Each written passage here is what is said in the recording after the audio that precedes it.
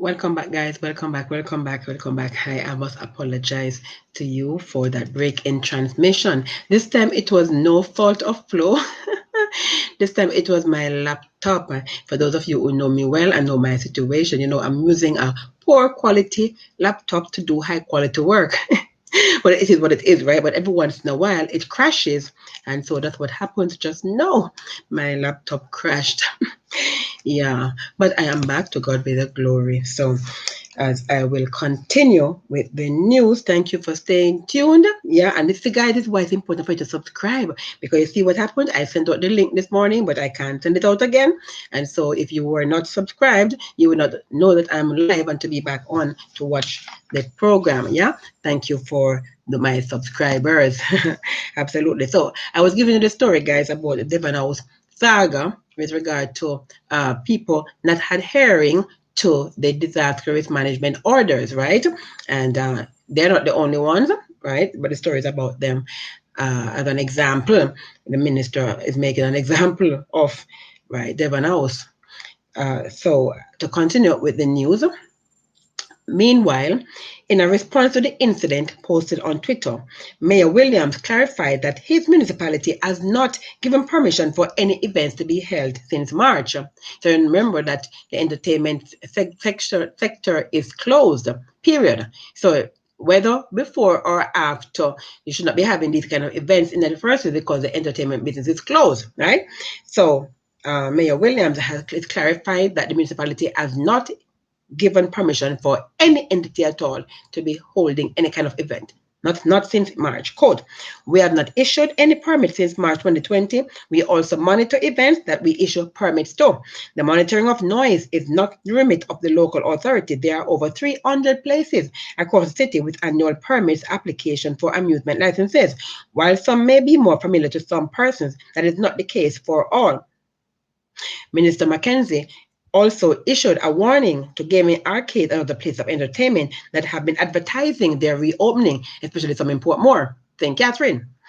Quote, there is an arcade in Portmore, and they have been advertising that they are opening their door this weekend to facilitate patrons, including children, for rides and other means of entertainment. I want to make it quite clear that there is no order that permits the operation of such an entity. Entertainment as it stands is still on the banned list of activities in the country. There are locations on Belmont Road, Old Hope Road, in Barbican that are operating outside of the guidelines that have been set, the minister said. Quote, the Commissioner of Police has been provided with a list of all those entities that are operating in violation. It is an offense, guys, to remind you, it's an offense to break the DRMA. You can be fined up to $1 million. I guess for some of these entities, they're willing to take the chance because maybe they make much more than $1 million at the end of the day. But at the same time, you don't want to do that because it's more than just the money. It's more than it's the lives that are at stake, right? The health risks that people put themselves in, and actually, in terms of going back to their place of abode where they have family members who might be vulnerable, and they turn around and infect them. Yeah, these are the things that we're considering. Yeah.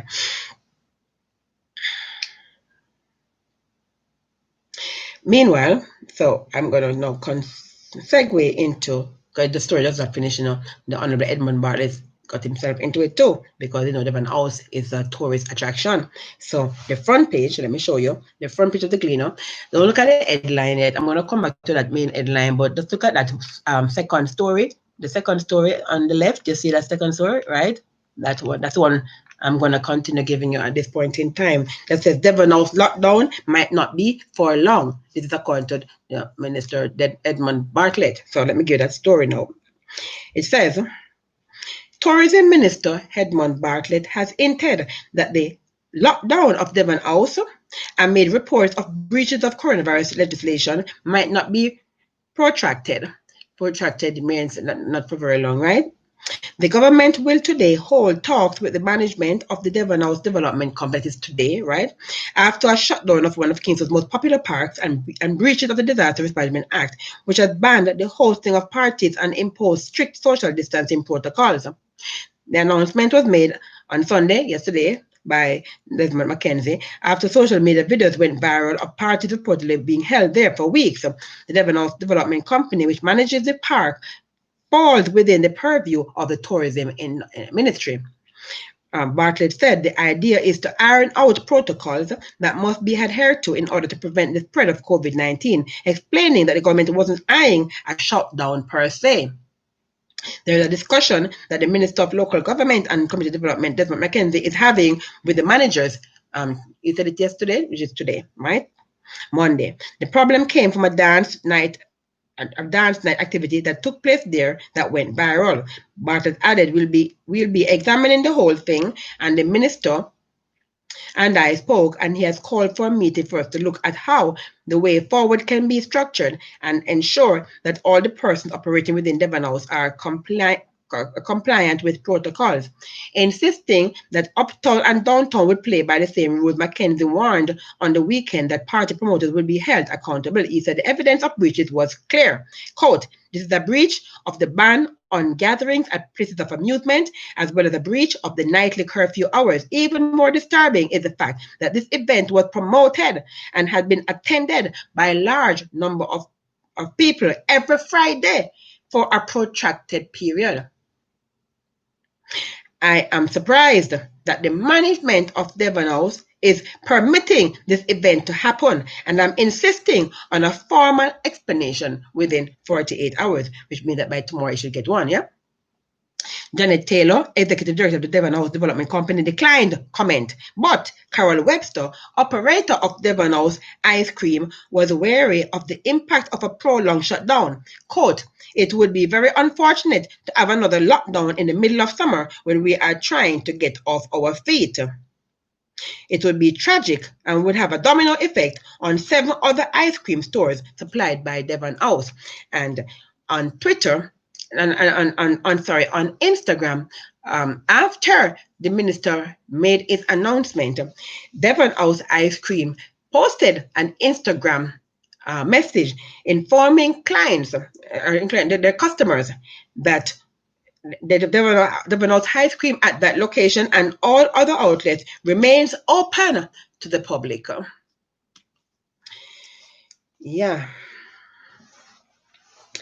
Well, the minister said there's no uptown and downtown. We are all one people. So let us see how this story unfolds. This is a developing story. Not going to give much 2 cents on that one. It's a developing story, right? Clearly, the minister says there have been breaches. Minister Bartlett is saying maybe a slap on the wrist is all they need because they're part of the tourism industry. You know what? I changed my mind. I have to give a 2 cents on it because the truth is, I liked Edmund Bartlett for his industriousness. Yeah, he's a very innovative, industrious, hardworking minister, right? I have watched him over the past 4 years, and I've seen wherein he really has done a lot for tourism. He has really worked very hard to bring the industry to where it was pre-COVID-19. But I must say, since COVID-19, watching this minister and seeing how he has handled the whole incident of tourism, I'm kind of disappointed in him, Yeah. And I know it's A plus that I had given him pre-COVID-19 has diminished a lot. I haven't finalized my grade for him yet. You understand? But so far it's not a passing grade at all, I can tell you. Because he seems to be more focused on money as opposed to the health and well-being of the country, of the people in the country. That's my observation. I don't know what's your observation. What's your observation, guys? I'd love to hear your comment on this. How you view Edmund Bartlett in terms of how he's had handled this whole COVID-19 and in terms of tourism, because he was one of the persons, along with stakeholders in tourism industry, was pushing for the government to open the airports and the seaports, right? It was one of the persons who pushed because, according to them, Jamaica tourism is the number one foreign exchange earner for Jamaica, right? And I'm saying Personally, we have depended for too long on tourism, in my opinion, when Jamaica is one of those countries with so many resources, and I've said it before, you've heard me say it before in other episodes, right? That we have, I mean, seriously, I was talking with someone the other day, and it was just so amazing, the list of products that this little country has. You know how much different products this little country has that we can promote, that we can sell to our traders overseas, our trading partners overseas, that we can sell to CARICOM, Europe, or elsewhere. Lots of products. I mean, coffee, banana, sugarcane, bauxite. I mean, to name a few. There's so much, so many. I mean, even mangoes and peppers. You know, mangoes and peppers are exported, guys. People love our mangoes and our Scotch bonnet peppers. We have so many products. And yet they spend all the resources on tourism. Now they're trying to recoup at our expense. Yeah. And here it is now, because Devon House is under the purview of the Ministry of Tourism. So they're more concerned now in trying to get Devon House open back as quickly as possible. But I hope that Minister Mackenzie will put his foot down against his own colleague in the cabinet to say, listen, because I hear the minister speak, and I've been watching him also, how he handles the COVID-19 pandemic. And can I tell you something? To be honest with you, prior to COVID-19, pre-COVID-19, I wasn't really impressed with Desmond Mackenzie. But can I tell you, during the pandemic, he has stepped up to the plate and has proven himself. And I have a much more respect for Desmond Mackenzie at this point than I do for Edmund Bartlett, to be honest with you. Yeah? Because I see wherein the gentleman, he seems to have the people's interest at heart. Whatever he is doing and employing, it's not about the money for him. It's about health. It is with Christopher Tufton, Dr. Christopher Tufton. Although I'm on is bad list at the moment. Because people just don't like to hear the truth, right? They say the truth bring offense, minister, but it's not a sin. Okay? So you're gonna take me off that ban list. Absolutely. Anyway, guys, that's my 2 cents on that story. I gotta move on because I have much more to tell you. Because it's in the front page now. The main headline on the front page. See, yeah, that's the main headline on the front page. It says propaganda. Philip stands by Hannah Paulwell as PMP grapples with cronyism scandal. So let me tell you what that is all about now, guys. So I've been telling you about this whole Petrojam story and corruption with the JLP. But you know that I had also given a story where I said that the PNP, Lisa Anna, basically the DPP had made a ruling, and while she was not found guilty of doing anything illegal, it was said that she employed nepotism and cronyism in administration of her office. So let me tell you the update to that now. So People's National Party President PNP President Dr.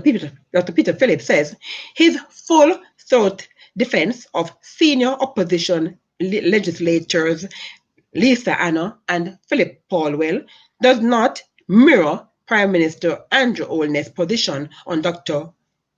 Andrew Wheatley amid the Petrojam scandal. Speaking with the Gleaner yesterday, on the sidelines of a meeting of councillors and council caretakers from regions 1 and 6 at the S Hotel, that's in Montego Bay, yeah, Phillips said there was no basis on which to compare the actions of Wheatley with with Paulwell's or Anna's.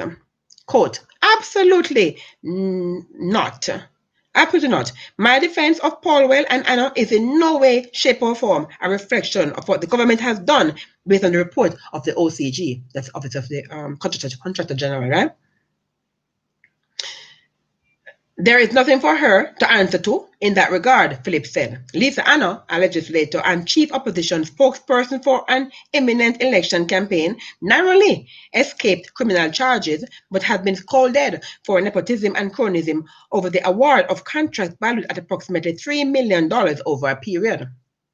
The ruling has been with the Integrity Commission, into which the OCG was subsumed since July 2019 but has not been made public. So the OCG no longer exists because now it's IC. It has been, incorporated into the IC. That's what they're saying, yeah? Anna's husband, Richard Lake, who was then on her constituency executive, is still at risk of being charged, the DPP has said. In November 2017, then Contractor General Dirk Harrison asked the DPP to consider whether conflict of interest was involved in Anna's recommendation of contracts to 12 people linked to the PNP. The Integrity Commission report, which was tabled in Parliament last Tuesday, raised questions about the role of Paul Well, co-campaign director and member of Parliament for Kingston Eastern and Port Royal, in a $6 million donation he requested of Petrojam for Camperdown High School toward the construction of a mini sports complex. Paul Well has denied impropriety. Camperdown High is located in Paul Well's constituency. And as I told you in the previous broadcast, which you can go and look up, remember I said that Camperdown had said that they spent over $1 million on what was it intended for. However, the balance, because the total amount that they were given was not enough to actually do the job, they say. So an emergency came up and the balance or the difference was used. However, Paul Well had said that the balance or the difference was being held in an interest-bearing account, but that was what they had told him. So that was basically old news or stale news. Yeah, of course, Dr. Phillips is now saying that his ministers did, when they were ministers, then did nothing wrong, right? Because Paul Well, all he did was his constituent needed the funds, and so he pleaded or he made a request to Petrojam to assist his constituent, and they did, and so basically he washed his hands off it from thereafter because he was just a facilitator, is what he's saying. While in case of Lisa Anna, well, she hasn't really come out and given her side of the story per se to say exactly what was the situation. However, based on what we have heard from the DPP, we can ascertain that basically what she did was nepotism. So you know how you employ your friend or your family member, right? So, but what she did was not criminal. So according to Jamaican laws, it is not a criminal offense. Nepotism is not a criminal offense. So they could not charge her in charge of, for breaking the law because it's not a crime. However, the DPP was saying basically, it was nepotism and it was cronyism. Yeah, what she did. So as far as we are concerned, guys, nepotism and cronyism are also part of the bigger umbrella of corruption. That's what we're saying. You understand? And so here it is now. We're playing semantics here, nitpicking as to what is corruption, what is not corruption, and who is more corrupt and who is not more corrupt. So as I say that to you guys, I want to segue into the other stories I want to give to you about the new party that we have. As I told you about the new party, we have not heard much about them so far, but we'll be hearing more and more about them in the future. That told you the Jamaica Progressive Party, the JPP, has been formed, and it has garnered more than the 500 signatures it needed by the electoral office. That they said that needed 500 signatures. They garnered more than 500 signatures. They submitted forgot the exact number that the spokesperson said that they had submitted, but it was much more than 500, the requisite amount, right? So, speaking to the Gleaner, the general secretary of this JPP, that is Pastor Robert Renford, he says the party is ready for the next general election, even if it was to be called in August by the Prime Minister, right? So, according to Pastor Renford, he says that they have 54 seats already. There are 54 candidates, and now they're in dialogue with 9, right? So they have 54 secured, that is set. Now they're in dialogue with 9 so that they can have the requisite 63 seats. Because you know you need 63 seats, right? And so the 63 seats in Parliament, right? The JLP has, I think it's 32, while PNP has 31, something like that at the moment, for the 63 seats. Yeah, that's why they're the majority in the House. So, and I could be wrong, don't quote me on that figure. I'm sorry, I don't like to give out misinformation, but it said somewhere along the line there. The fact is that the JLP is majority in the House at the moment, with the majority seats of the total 63 seats that you're needed in the House. Well, according to the JPP, they have 54 of that 63 seats to contest in the next election, and they're in dialogue with 9 other persons so that they can have the 63 seats, right? According to Pastor Rainford, he says that the party wants to make sure that Jamaica is prosperous for all Jamaicans, right? For regardless of whatever political persuasion that they may have, right? Or whether or not they have political persuasions, whether it's political persuasion or no political persuasion, that is not their concern at all. They are concerned in making sure that Jamaicans at large will be able to benefit from the prosperity that they are bringing to the table, according to Pastor Renford. He says, we want to see Jamaica achieve its full potential, whereby everybody will have a stake, right?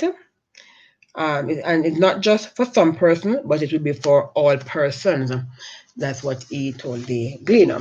And more to come, right? Because you see what is happening here, as persons are now gearing up for election. I was seeing somewhere and I saw a road work. Guys, I mean, these people really insult intelligence, you know, they really take us for, I don't know what they take us for, seriously. 4 years and a particular road was not fixed.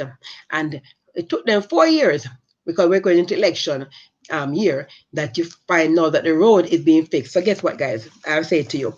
Guys, now is a good time to lobby for your roads, okay? It is what it is until it's fixed.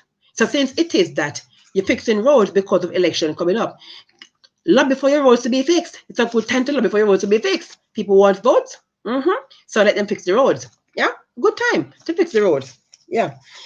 So before I give you my international stories, let me give you 2 more local news. Oh, let me give you this one. So I told you I was reading the Sunday paper and I couldn't give you everything to the Sunday paper yesterday because it was too much to give you. So let me give you this little one out of the Sunday Gleaner. And then okay, so the local athletics season could resume in 2 weeks. At the Jamaica Athletics Administrative Association, the JAAA is in the final stages of developing plans to restart the sport after it has been halted for months because of the coronavirus pandemic. President of the JAAA, Dr. Warren Blake, said that coaches and athletes have approved the health protocols drafted by the Medical Committee of the Association for the safe restart of the sport, and that they are ready to spring from the blocks as soon as the Ministry of Health grants approval. Quote, we have pretty much got the approval of the coaches and athletes. They have recommended a few changes, which we will adjust, then send it to the Ministry of Health for their epidemiologist to review, and we have a good feeling that it will be approved because we sent it to an epidemiologist already. Blake said, we are going to be sending the protocols to them for final approval this weekend. I thought it was the weekend just gone, right? So hopefully we will get it back next week, that is this week. So of course, if they get it back, yes, and the news will be broadcasted, and I will have that information for you as I get it. You will get it, right? Okay, so continuing with the news, because there's much more to give you now, guys, much more to give you. National Water Commission is moving to impose water restrictions in all areas served by drought-affected supply systems. The prohibition order will take effect on July 9th, 2020 and remain in force until further notice. That is this Thursday, guys, as of this Thursday. Yeah, among the offenses that are to be punishable by a fine Listen to this carefully, guys. You got to listen to this carefully. It impacts all of us, every single one of us here in Jamaica, as long as they use water. Among the offences that are to be punishable by a fine imposed by the parish courts after conviction of a failing to pay the fine, imprisonment for up to 30 days. You could be imprisoned for a month. 1. Watering of gardens, lawns, grounds, and farms. So effective Thursday, guys, this Thursday coming, July 9th, 2020. No watering of gardens, lawns, grounds, and farms. No refilling of tanks, ponds, or swimming pools and use for use other than normal domestic services. No washing of vehicles by the use of a hose. And up to yesterday, was it yesterday? The before yesterday, I saw somebody washing their vehicle with hose. They got away with that because the prohibition was not put in place yet. But now it is put in place, effective this Thursday, July 9th. No washing of cars with hose. No watering or washing roadways, pavements, paths, garages, and any other. So anything we don't fall into that, any purpose which may require the use of a considerable or excessive quantity of water is prohibited. Can't say you never did get a warning, you know. All right. Yeah. You've been warned. So, of course, with all this talk of general election in the air, let me give you this one. Some foundation supporters of the ruling Jamaica Labour Party JLP are of the view that general elections in August of this year could pose a challenge for the party, as among other factors, representatives of some of the seats to be contested are yet to be settled. The supporters opined, too, that some of the prospective candidates and incumbent parliamentarians for the JLP are not finding great favour with some of the citizens of their respective constituencies, and we know some of them, yeah? Many Jamaicans had theorized that general elections were likely to be called in May or June of this year, despite the polls being constitutionally due in February 2021. They're not due until next year. However, a unique virus derailed the zealous march of labor rights on what was then broadly labeled as a sure shot at trouncing the People's National Party at the polls and sending the opposition party into the proverbial political wilderness, which is true. We know that if they had had an election early this year before COVID-19, there's no doubt it would have been a landslide for the JLP. We know that, right? But since the seeming containment of the spread of COVID-19 by the public health services, many media practitioners and political commentators have been suggesting that the general election could be the card for August, could be on the cards for August. So to support their predictions, they have cited a pledge from the Prime Minister Andrew Holness in April that he did not intend to call an election while states of emergencies are enforced in several parishes and police divisions. It was recently announced in Parliament by National Security Minister Dr. Horace Chang that all the existing states of emergencies are to be lifted on July 25th. Talk show hosts and political commentators have since viewed this move as a clear sign that summer general elections are imminent. However, during a recent radio interview with talk show host Emily Shields, Mr. Holness neither confirmed nor denied that general elections would likely be held in August. However, he was quoted by saying, "You could be wrong," when Shields asked about the possibility of national polls in August. Similarly, Holness has since this week deflected from the election agenda, indicating at a function in St. Mary that its primary focus at this time is on the post-COVID rebuilding of the economy. And in 2016, when he was running for the position of Prime Minister, right, while he was campaigning, his words, he said, right, that he would implement a fixed election date to bring certainty to the political process. Well, that has not materialized. As in addition